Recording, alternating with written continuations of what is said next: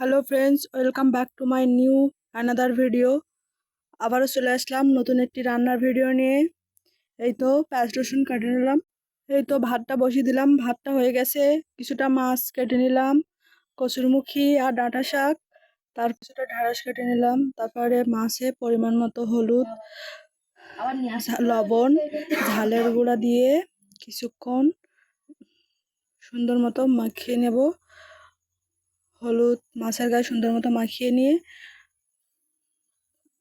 রেখে দেব। তারপরে কড়াইতে কিছুটা তেল দেব, কড়াই তেল হালকা গরম হতে রেখে দেব। তারপরে কিছুক্ষণ পরে তেলটা গরম হয়ে গেলে মাছগুলো দিয়ে দেব। এই তো মাছগুলো দেওয়া হয়ে গেছে, আর মাছগুলো সুন্দর মতো ভেজে নেব। মাছগুলো সুন্দর মতো ভাজা হয়ে গেছে, এবার কিছুক্ষণ পরে নামিয়ে নেব। এই তো নামিয়ে নিলাম, মাছগুলো ভাজা শেষ। এবার কড়াইতে আবার কিছুটা তেল দেব। তেলটা গরম হয়ে গেলে কিছুটা পাঁচফোড়ন, পেঁয়াজ কুচি, রসুন কুচি, একটু শুকনো ঝাল দিয়ে কিছুক্ষণ নাড়াচাড়া করে নেব।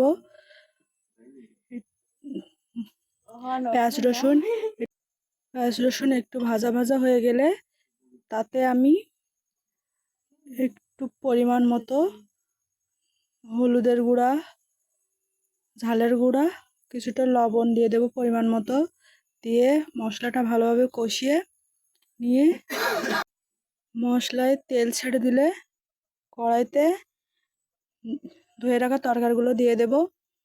এই তো কিছুক্ষণ হালকা নেড়ে চেড়ে ভেজে নিয়ে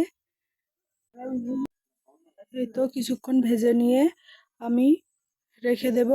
এই কিছুটা সময় লাল লাল করে ভেজে নিলাম। এই তো আমার তরকারি কষানো শেষ। এবারে তাতে জল ঢেলে দেব। জল দিয়ে কিছুক্ষণ নাড়াচাড়া করে রেখে দেব। তারপরে ঢেকে রাখবো কিছুক্ষণ সিদ্ধ হওয়ার পর্যন্ত।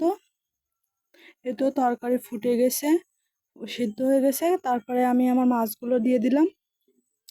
মাছগুলো দিয়ে কিছুক্ষণ রান্না করার পর মাছগুলো দিয়ে সুন্দর করে নামিয়ে নিলাম। তারপর কড়াইতে কিছুটা আবার একটু তেল দিলাম। তেল দিয়ে তেলটা গরম হলে,